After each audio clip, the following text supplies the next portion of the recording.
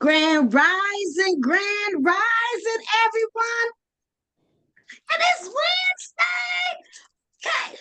June the 11th. Yeah. Hey, welcome to Grand Rising Elizabeth Wealth Building Wednesday. Wealth Building Wednesday. And this month, we are celebrating fathers. We're celebrating fathers all month, which I think is so amazing and Yeah. so well deserved. Sometimes Yes. forget about our brothers. They go through Okay. things too. They go through Yeah. things too. Well, my name is Lakeisha LeGrand, also known as Madam Finance, because I help everyday people build wealth with confidence. All right. So, All right. those who don't know, I love to start off our show with a millionaire or billionaire success story. All So, right. since we're celebrating Father's Day, Okay. I thought I'd do a success story on a man. And we have heard this story over and over and over again. But we're going to, our success story today is when Colonel Harlan Sanders, the founder of the multi-billion-dollar franchise Kentucky Fried Chicken, was 6 years old when his father died. His mother was forced to go to work, and young Harlan had to take care of his 3-year-old brother and baby sister. This meant doing much of the family cooking. At age 10, he got his first job working on a nearby farm for $2 a month. When he was 12, his mother remarried and he left his home near Henryville, Indiana, for a job on a farm in Greenwood, Indiana.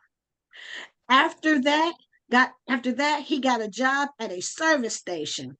When he was 40, the colonel began cooking for hungry travelers who stopped at the service station in Corbin, Kentucky.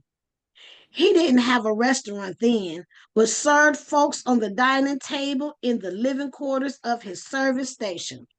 Over the next 9 years, he perfected his secret blend of 11 herbs and spices and the basic cooking techniques that is still used today. In the early 1950s, a new interstate highway was planned to bypass the town of Corbin. This caused the little money that Colonel Sanders was making to come to an end. After paying his bills, he was reduced to living on his $105 Social Security checks. Mhm. Confident of the quality of his chicken and being tired of being broke, the colonel took his $105 Social Security check and invested it in his own business. He traveled across the country by car from restaurant to restaurant, cooking batches of chicken for restaurant owners and their employees. If the reaction was favorable, he entered into a handshake agreement on a deal that stipulated a payment to him of a nickel of each chicken the restaurant sold. By 1964, Colonel Sanders had more than 600 franchise outlets for his chicken in the United States and Canada. KFC was acquired in October 1986 from RJR Nabisco Inc. and by Pepsi Cola Inc. for approximately $840 million. Mhm. In January 1997, PepsiCo Inc. announced the spinoff of its quick service restaurants, KFC, Taco Bell, and Pizza Hut. The new restaurant company, Tricon Global Restaurants Inc., will be the world's largest restaurant system with more than 29,500 KFCs, Pizza Hut, and Taco Bell restaurants in nearly 100 countries and territories. And this all began with a 65-year-old gentleman who used his $105 Social Security check to start a business. I Wow. declare and decree that we all are success stories. And it doesn't matter what your age is, that you can begin where you are right now. Right now. You can start right now. I'm happy to announce that Monday was the official launch, the book launch of Building Wealth, Building Legacy. Woo! I'm so excited. And that is Yay. one of the things the book talked about is that you can begin now. It doesn't matter where you at.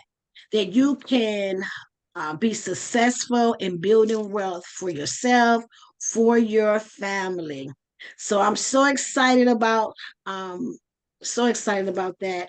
Um, you know, I feel like I'm being moved to a different paradigm shift, you know, mentally as well as spiritually, you know.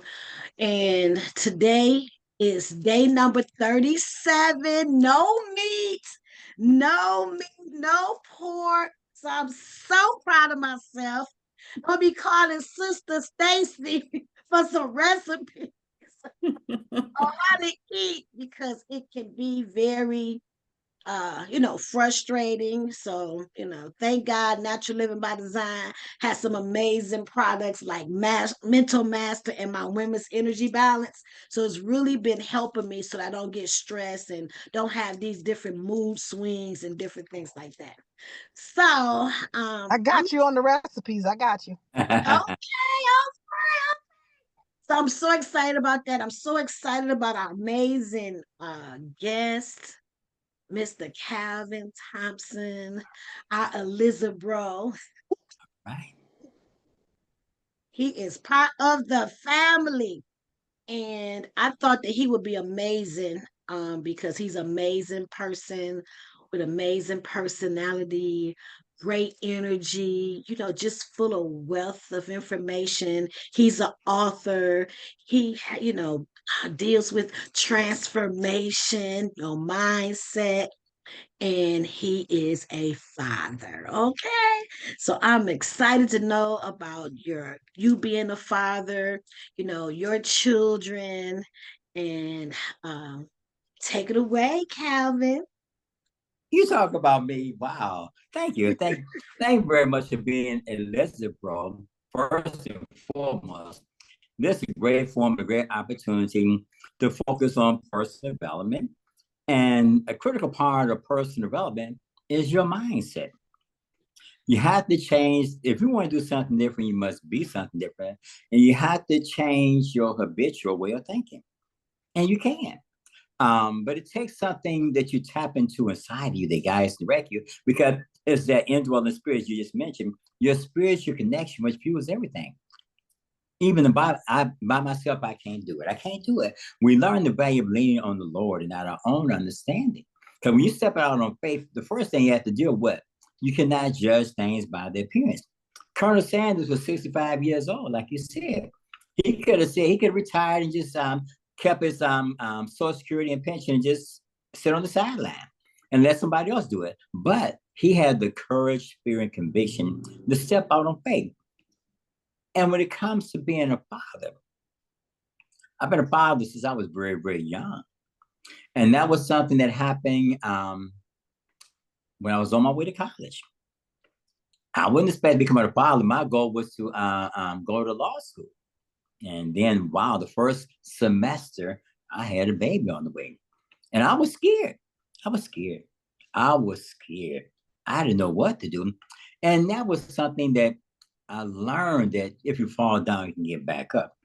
The challenges of dealing with all that caused emotional challenges for me as well. But you know what? God used that experience of emotional, psychological challenges to help me become the person I am. A minister said something I like quote. He said, God will put you in a situation, bring you out of it, put you back there to help others. So having challenges is not your testimony for you, it's to help somebody else. So I became the person I am, focused on mental health, wellness, because I had my own needs. But in the process, I became an asset to so many people. There's no telling what you can do once you make your mind up to seek not just guidance, but divine guidance. We have an awesome mind. Even the Bible say, "What as a man think and believe in their heart, so are they." It also let this mind be in you. There's also in Christ Jesus. Then it says, "Be you not conformed to the ways of the world, but be you transformed by renewal of the mind." And as a father, you take on a lot of responsibility, especially if you're a conscientious father, because look like this, you are molding your children. You're their constant role model. And then if you have a wife or the mother involved, you are anchor for them. So a lot of men run from the responsibility of a family, but the most rewarding thing you can do is be a father, and especially be attached to the whole experience. It's not easy.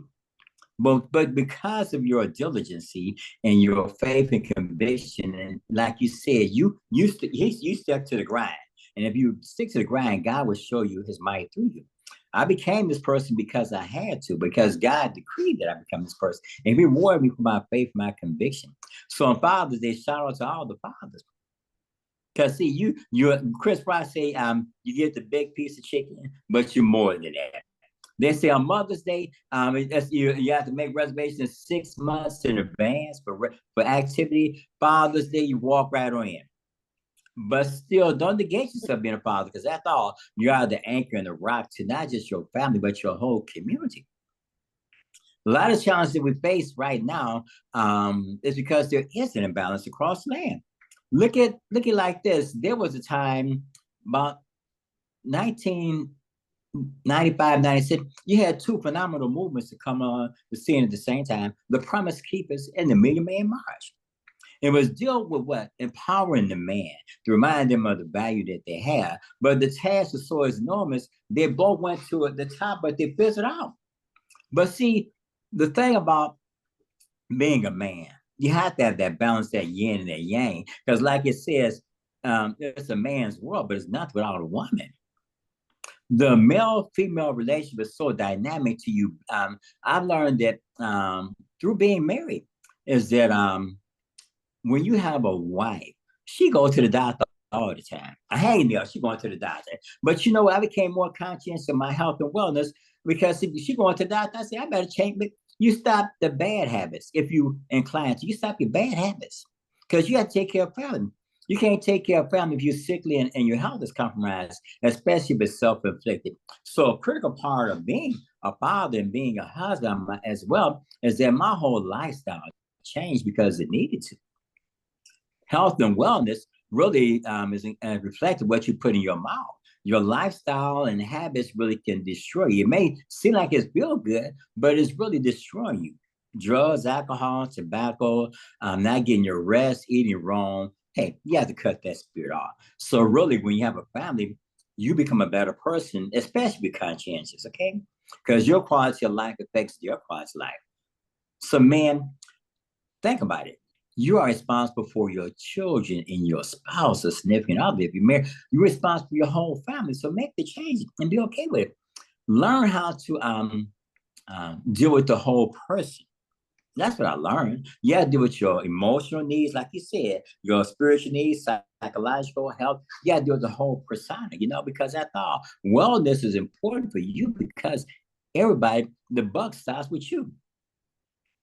If anything happened to your family, first thing I say, well, where's your father? And then ask him the house, is your husband there, okay? So really, there is an imbalance, but see, now it's time for the man to be on point and get out the societal norms saying that you can run and hide and do what you want to do. No, you can't. You have to be conscientious. You have to be spiritual minded to do well as a man. And this is not a judgment call, it's just a fact. When you're in tune with your higher frequency as a man, you tend to do better. Think about it. Think about this scenario in the Bible. It talks about the prodigal son. But also the prodigal son, yes, but the father. The prodigal son, he was not the oldest son, he was the youngest son. And he has his father for his inheritance. And his father, having the knowledge and insight that he did, he gave him his inheritance. So the son went out in the world and squandered all this wealth, having a good time and enjoying himself.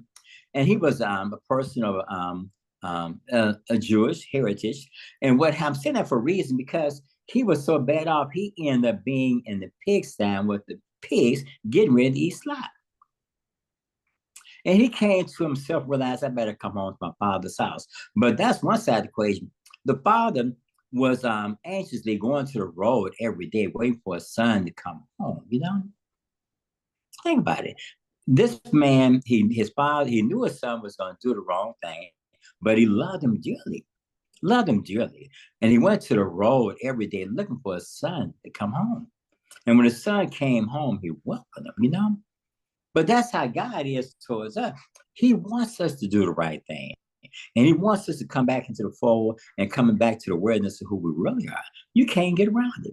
If you're made in God's image and likeness and you breathed into the nostrils and infused the spirit, it's only natural that you would be on one accord with him. Fatherhood is important because you have to understand the role that you play, and you have to be there for your whole family. And then when you're a role model for your family, there's so many children that become your extended family. In my neighborhood, a lot of my friends, my son's friends, they don't have their father in their home. So really, I became the father figure for them too. So really, think about it. You deserve, give yourself more consideration to what you do, because when you're a conscientious father, it pays off immensely. Because look at what you do. You're the rock for not just your family, but the whole community. Think about it. You have a lot of, yes. I'm sorry. Okay, so because this is wealth building Wednesday, I just want to know, for as far as a man and his responsibility financially to his family, like, what is your take on that? Like, do you feel that the man should protect the household? Should he pay for everything? Should there be some balance? Like, what is your take on a man and his responsibility when he has children and a wife? Because Well, sometimes, go ahead. the Bible says a wise man leaves his inheritance to his children's children. So you leaving them, but it's not so much what you leave for them, it's what you leave inside of them. Because wealth is really a mindset. It's a mindset. So really, you're a good steward of your money, and you focus on budgeting. A lot of times, people just spend their money and just enjoy it. But what about tomorrow? Tomorrow begins with today. So investing in the financial solvency of your family. Everybody look at the man and say, what is you going to do there? We got to pay these bills. Well, how you manage your family affairs and financially is so important. And this is an economy that requires a couple to work together. You can be a spender and a saver. That happens. But you still have to make sure that you manage money, because a lot of the problems that people have in a family and a marriage is related to the financial mismanagement. Being on a healthy core with financial stewardship is important. And just when you're making the money, you have to save it. And I know we all like to shop and nice thing, but be frugal. Invest in your finance. Have a good time, but invest in your financial solvency, and that comes from you making sure that you work together with the money. And sometimes a man, he may be in a great position to buy it, and a woman can sit at home, But in this economy, a lot of women, they like to have their own money, and they like to make sure that they doing things for themselves. So really, it's best if you were thinking about it like, we pay the bills together, or we manage the household together. Because if something happened to me, you need to know how to take care of things, And if you so depend, we may get divorced, And you get out there and you don't know what to do. So really, you're learning the value of being a team player throughout the whole marriage, and you can enjoy the fruits of your labor together. But you don't want to fall all over money, but you can. You can. You can. But you don't have to. One thing, you hit on something really real. So I deal with a lot of seniors, right? And back in the day, the men, took care of their family. Like the woman stayed at home, the man took care of their family. But one thing that you hit on is that I think it's very important as women that we do learn how to pay the bills, because I've had several clients, their husband passed away. They paid all the bills, they did everything. And then when he left, they didn't know what to do. Yes, yes. They didn't know what to do. I'm going with a client right now where, she gives the check that she works for, she just give it to her husband and he takes care of everything. They just had some serious health challenges, both of them. And Yes. she wouldn't even, she felt lost. He said, I have to teach you how to pay these bills. I have That's to right. teach That's you right. how to do these things, because right now she don't know anything really what's going on, which I feel like it's a blessing in disguise to have a man to be able to take care of, to be able to trust the man enough to handle all the bills. I haven't got there yet. Okay, okay. I'm You're so moving there used to, though. You're moving in that used to direction. being in control. And I want to know absolutely without a shadow of a doubt that these bills are getting paid. But what does that do for a Yeah. man? Like, is that a good thing to have? Like, I teach my children, my boys, I only have two boys. One, he moved in with the young lady sooner than what I anticipated. I didn't think it was a good idea. But I'm like, no, don't play house. You're supposed to pay everything.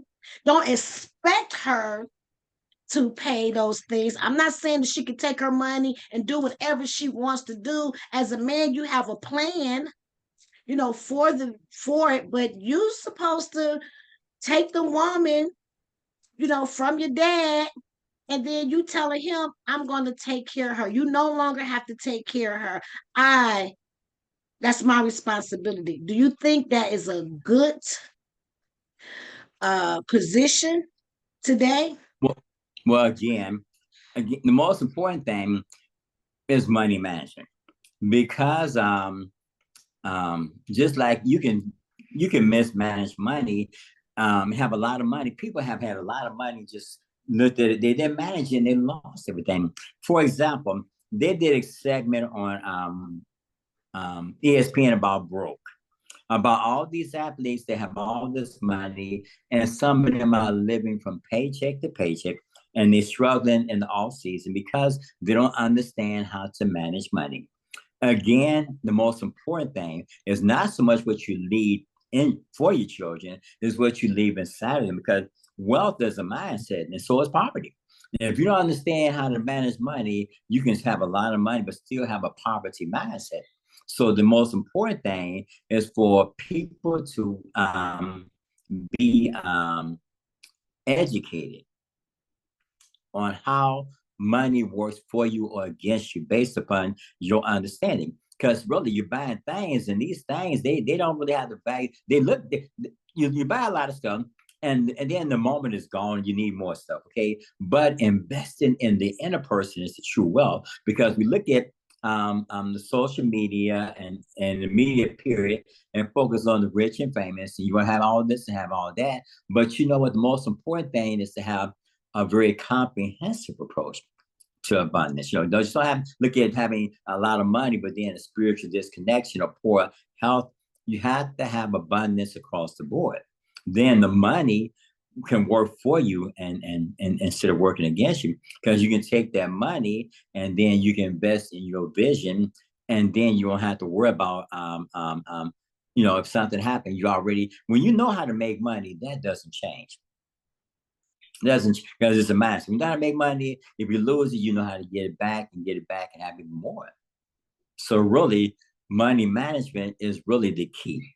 Because the things is secondary, but it's what you become in the process. Is anything is your personal development is always the key. It's not so much it's the journey more so than the destination in life. So you Okay. Oh, go ahead. continuous improvement.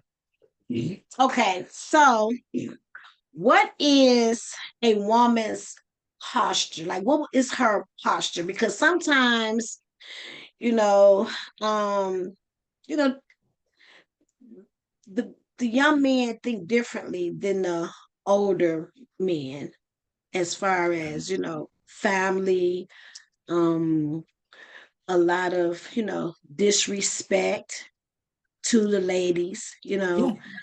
um, So it's kind of challenging when you end up with a relationship and he's not holding up to the standard that a man should. Then sometimes it's too late because women end up with children with these men maybe sooner than what they were supposed to. So, what is the posture of a woman when a man is not being a man? Like we're supposed to be submissive, like submissive. We're taught to be submissive to the husband, him being the head.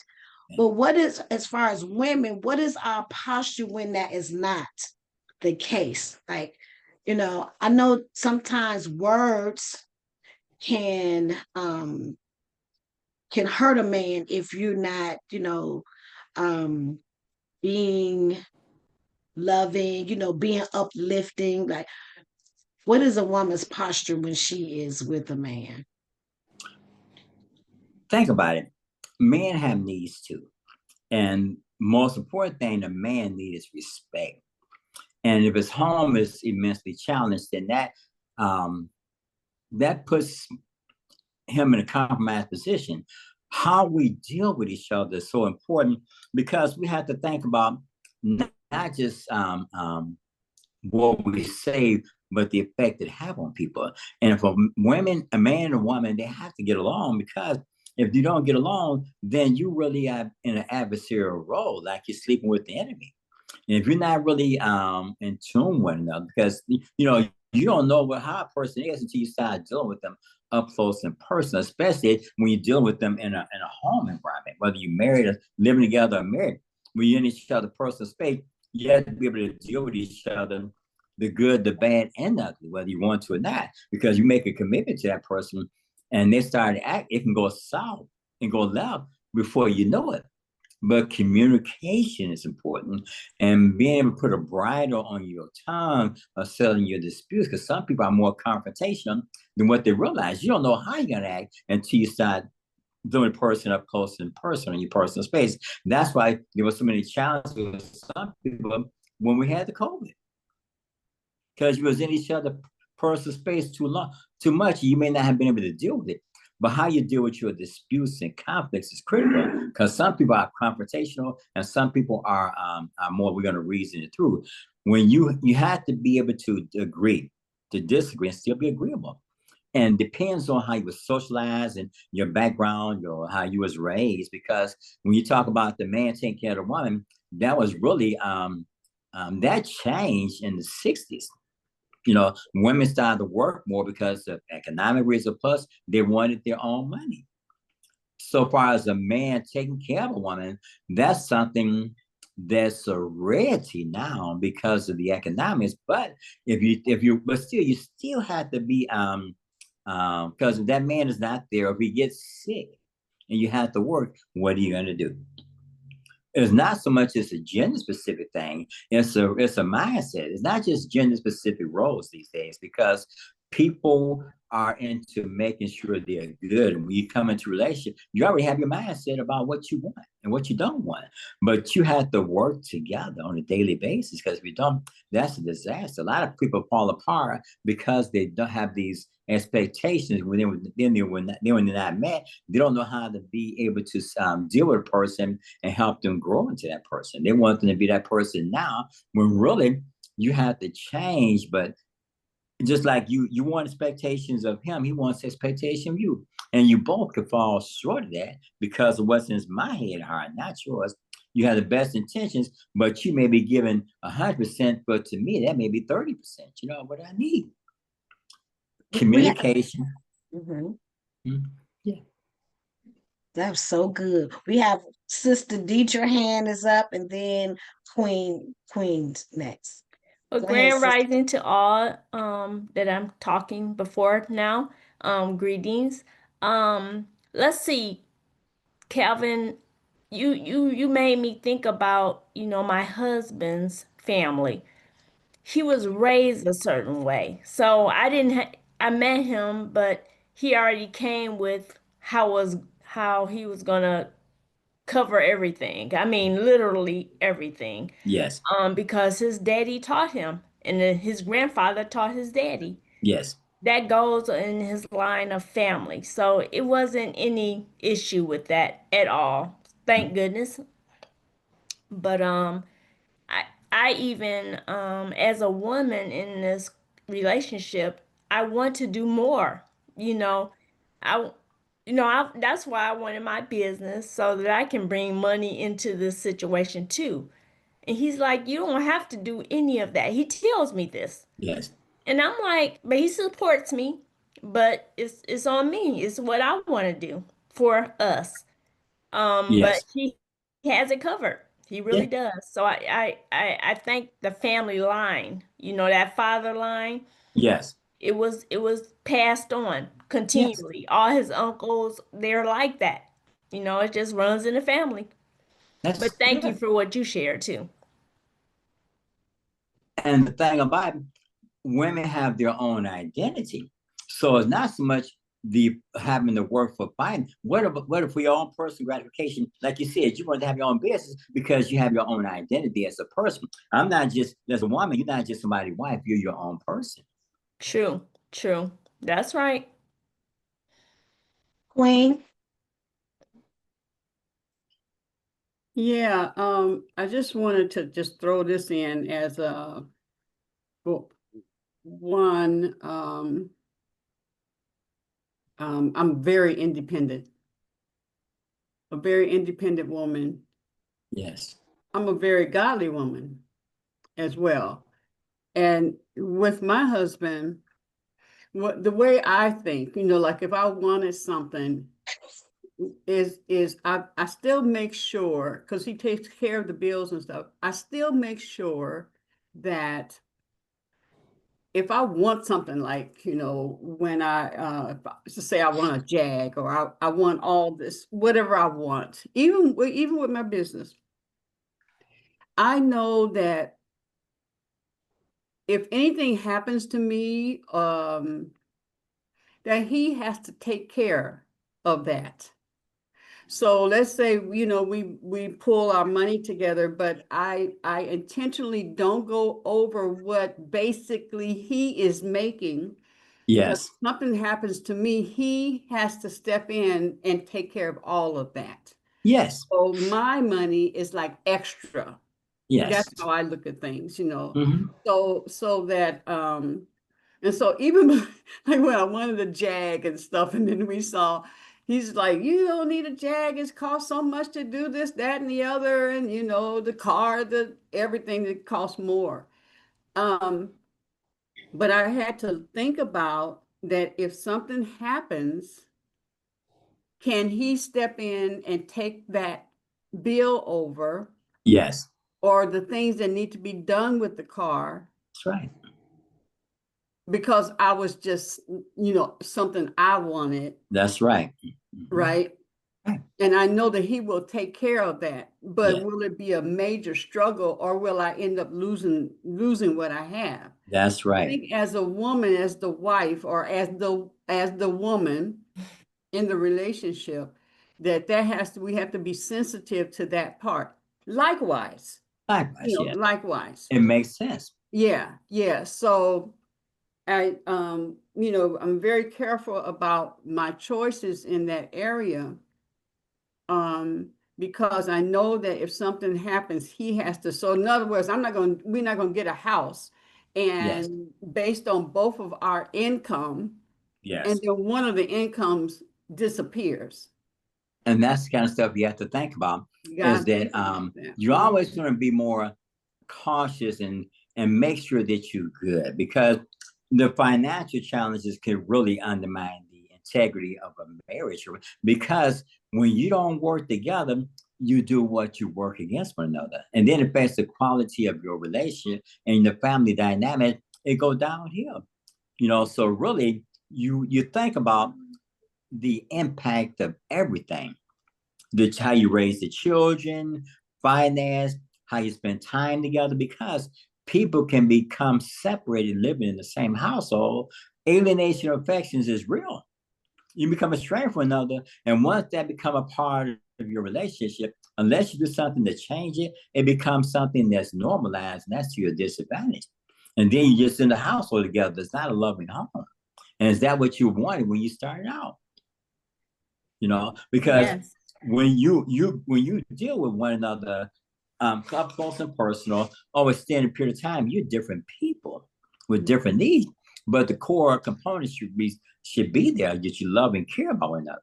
But you're not going to be the same person after 10, 15, 20, 30 years and more. You're not the same. You function different because your needs are different. And your perspective things has been influenced a large part by the relationship you have with another. Okay. So Okay. if you're talking about quality relationship, it affects everything. Yes, Deidre has her hand up again. Yeah, Okay. thank you for sharing what you have, Calvin. But I want to speak and give kudos to my father-in-law who has passed for the last couple years, but I'm taking care of his wife, my mother-in-law, of course. You guys know about her. Yes. But one thing I will say that as a man, he's still taking care of his wife. I mean, even though he's dead, he's transitioned. He is taking care of his wife. That woman is covered, but he worked towards that. I mean, I saw Yes. him doing all the paperwork, making sure that, because he knew he was going to transition at some point soon, but he made sure his wife was covered. I mean, she was taken care of. Right now, she's doing wonderful. I mean, literally financially, he's taking care of her. And he made sure that his sons and me, was going to take care of her physically, Yes. you know. So I am thankful to that man. I really, it draws tears because he was so wonderful. Yes, yes, yes, yes. I mean, to think about that woman, he cared about his wife, and he knew she was gonna need him still. Mm-hmm. So I just wanted to give him kudos. His name is Eddie. Yes.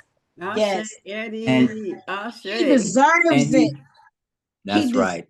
he That's really right. do deserve it because that's like estate planning. That's Mhm. Yeah. estate planning. Like you thinking of ahead. That's true wealth building right there. Yes. To be able to still his legacy is still living along, It and then is. It is. his wife is still being taken care of. So that is That's right. so commendable. He deserves it. And I appreciate you sharing Oh, that yes. Thank you. information because that's what we should be working on. Yes. If the man is not doing it, then it's us as a responsibility as a woman to push that man to make sure that things are okay on both ends. That if Yes. Mhm. something happens, then you're able to take care of him and vice versa. That's right. And he Mhm. left a legacy that a mindset. Well, the Yes. children, yes, the money, but in a comprehensive way, they're vested in their mother too. Because Exactly. we have to look like not all families function like that. Right. Sometimes you get take the money and run, and the parents that's left go into a nursing home or they're on their own. So Right. he loved what abundance is not just the material, but the emotional, spiritual component. Yes. And Yes. he provided them with an understanding of not just the material side, but the value of a legacy, That's right. an inheritance to his children's children. Yeah. Okay. So he showed them how important it is to make sure the total person is dealt with. Exactly. Queen, Exactly. Queen Yeah. has her hand up. Yes, yes, yes. I Mhm. saw this TikTok, whatever the thing is. Um, and it was a mother, and she was saying that she had two children, and she said this was so wise of her. She said they got $1 million insurance, coverage on her. She said, all three of them, she said, I participate too. Said, I want y'all to have $1 million. If I do it by myself, I can't do it. But if all three of us pay for that insurance policy, then I know that both of you are going to have at least 500, half of that or whatever the amount that we come together and do it together. I thought that was so profound You said, I will do my part too. I will pay into it so that I know that you guys are okay when I exit. I exit, and you always figure you're going to exit before your children, right? But I thought that was phenomenal. I think more families should think about it, especially if you have many children, come together on that one policy and make sure that we're going to all be all right. But I want to honor my mother because we didn't have to take care of anything. Mom, she was on Social Security, not welfare. We were raised on welfare and all of that stuff. But she made sure that when she left, we didn't have to pass a bucket or a hat, Right. or we didn't have to do any of that, and then had $5,000 so that we could just split amongst us. Okay. So it wasn't like hundreds of thousands or even hundreds, but it was, so each of us got $1,000. There's 5 of us. And so grateful that she had taken care of that with what she had. And what There was she no could. father in our lives like that. But there was, she had to play both roles, and she played both roles very well. Oh, that was nice. That's a good idea. Yeah, not nothing. We didn't have to pay for nothing. And had a little change, little $1,000 each to to split. And it was in my name. And I said, oh, maybe I should just keep this. But she knew who I am. And Yes. but the bottom line is she did play both roles, and she took care of that. But I thought that when that lady, she shared that and how she did it with her 2 children, I think they were sons, and we're going to get this $1 million policy and we're going to split it. That So sounds that like a I good know idea that for me. you're going to be okay when I go. That's generational wealth. Yes. But that's the wisdom. mindset. The mindset, how we think is so important, because when you think about the power of unity versus the destructive nature of not being unified. When you have a powerful unified family dynamic, it's something about that it gives something to, and because you set the tempo and the beat. The man and the mother and father, you set the tempo and the beat for the whole family. And if you have a very healthy disposition, it affects the quality of life for the children. We need to up our game and how we deal with one another as couples in a very comprehensive way, and understand the impact that we have on our children, instead of just bringing toxic energy to the equation and not knowing how to deal with conflict like we do. I remember working in psych, and I would tell the clients, you need to have group therapy at home. And that applies to us all. You need to sit down and have roundtable discussions about everything that affects one another, because you start talking to your children when they're young, they get used to communication. But this idea, we can't talk, we fuss and argue all the time, that's not healthy, because that undermines the fabric of the home. And how can you think about wealth if you have an impoverished character? It's not a loving home.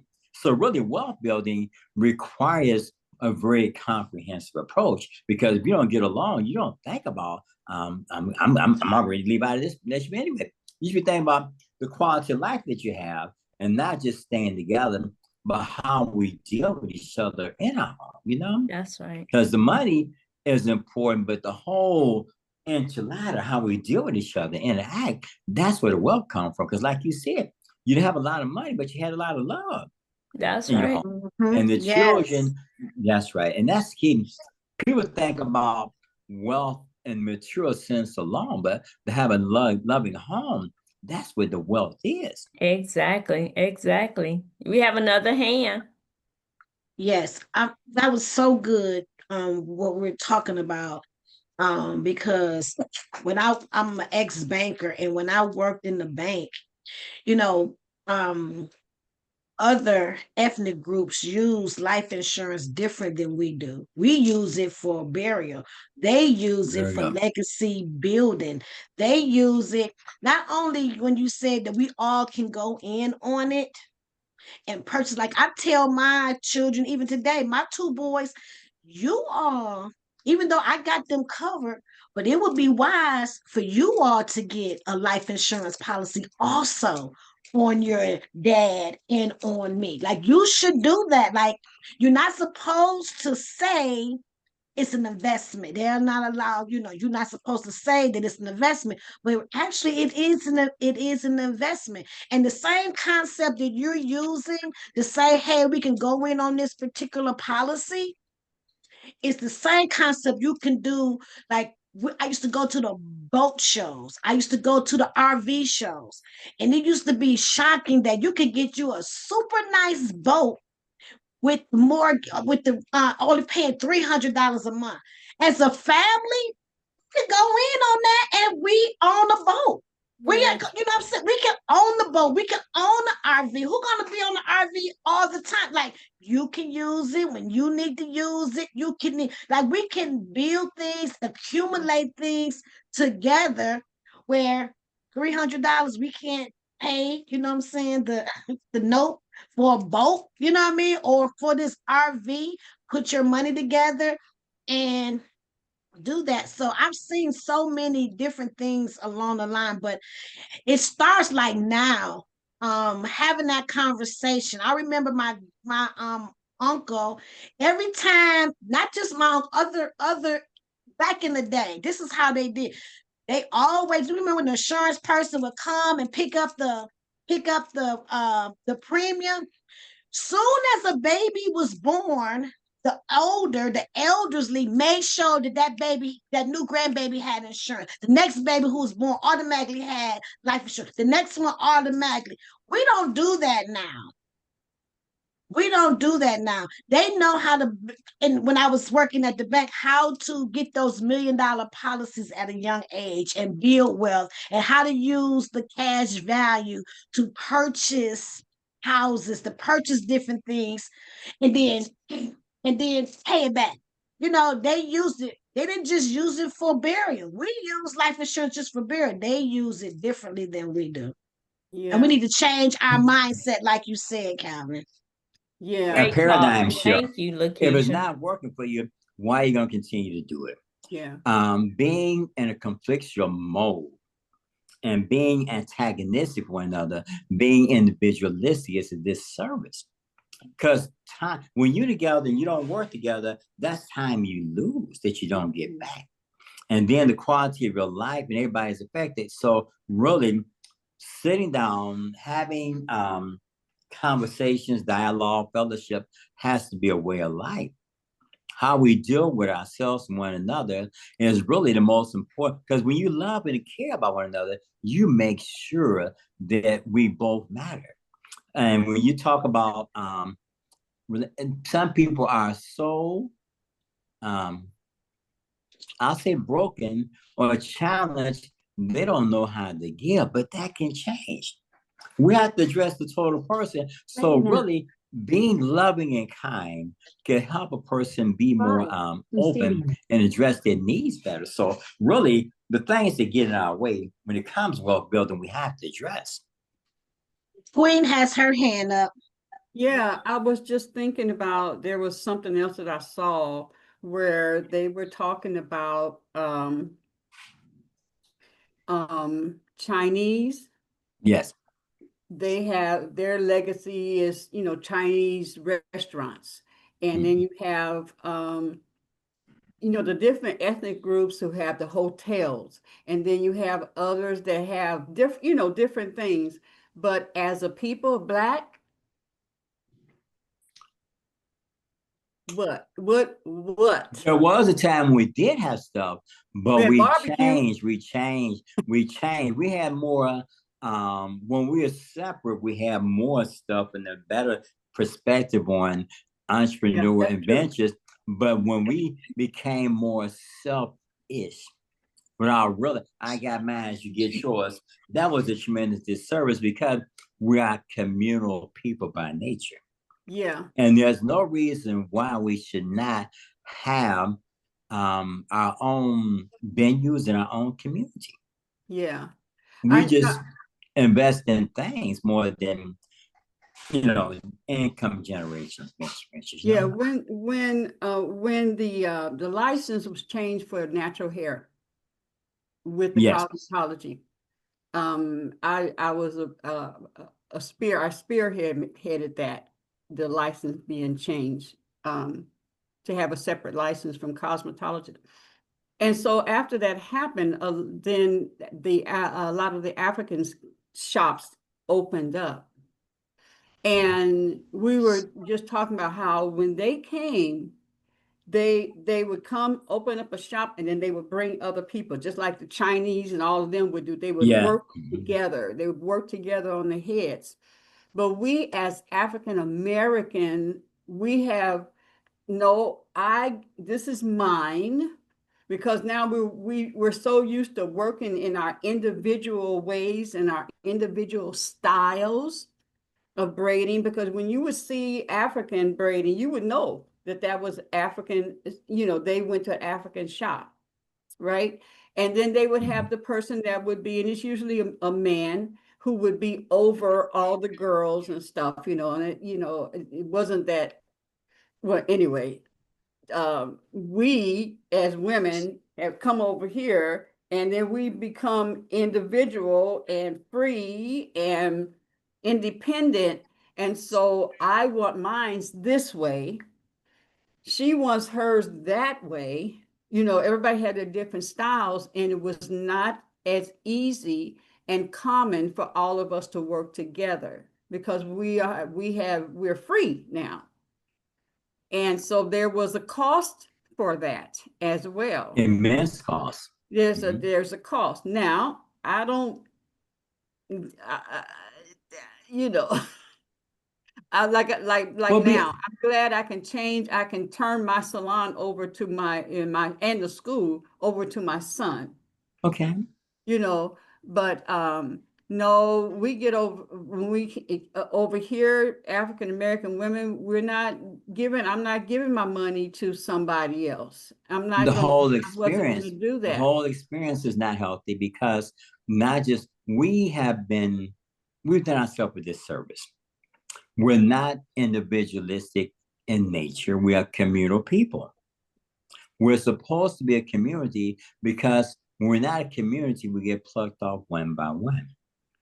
When you pool your resources and work as a community and as a family, because look at it like this, our church is over here, our school's over there, and we're over here on our own pod, and it's not an integrated approach, okay? So therefore, when we have a need, we have to figure it out by ourselves. That's conditioning. Instead of the church being the greatest the spiritual hub and the resource for the whole community at large, it's just there as a building.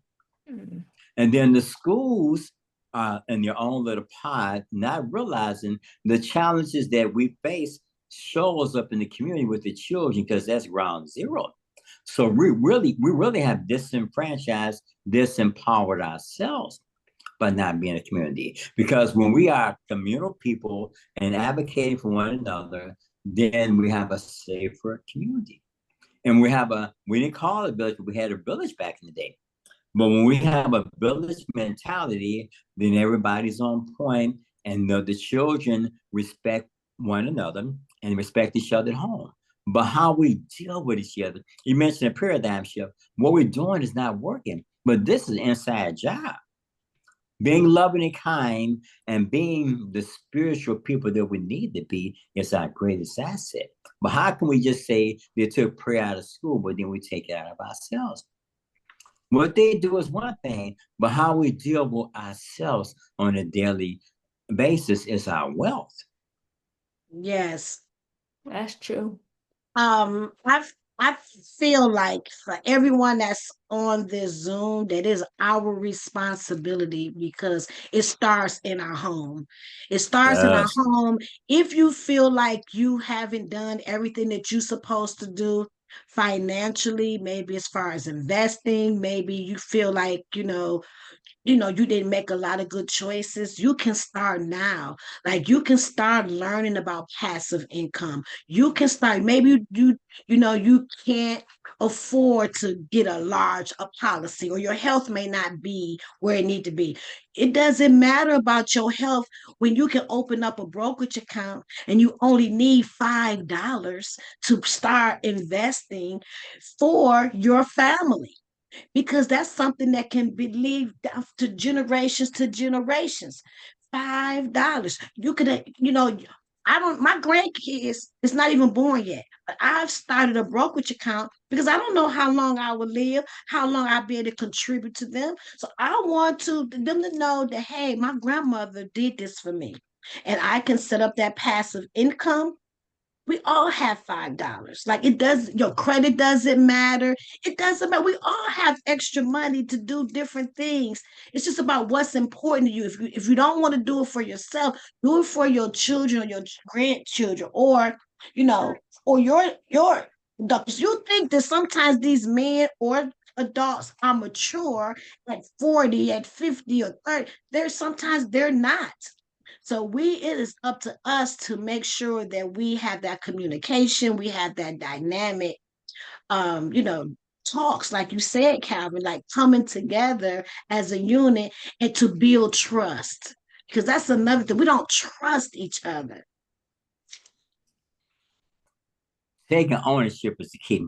If we don't have it, that can change because we have to sow seeds and it begins right here, right now. Like you said, maybe I'm 70, you don't have it now, but see, you still can do what you can now and still plant seeds now, because that's all. There's always a need that's going. If you haven't done the right thing at this point in time, cut that spirit off. Do something different now and take ownership of your life and change the trajectory.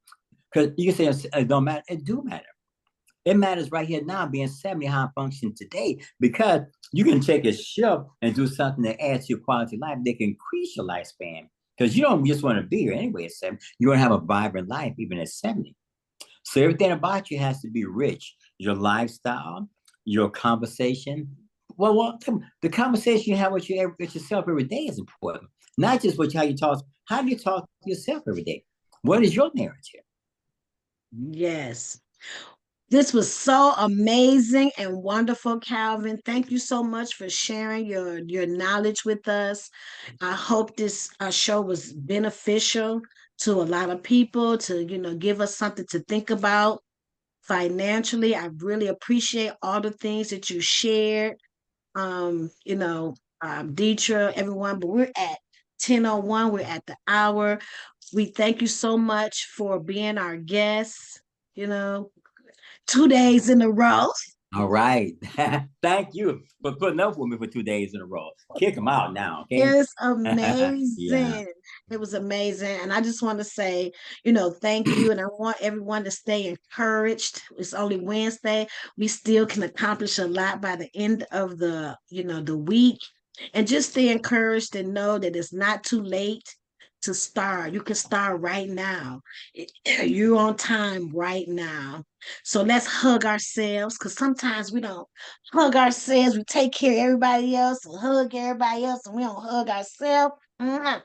Let's hug the world, because the world needs a hug too. And let's sprinkle love and light to all of those that are in authority. We send enough love and life to those in authority. You never know what can be amazing. Okay. So have a wonderful and fantastic Wednesday on purpose. God bless and thank you.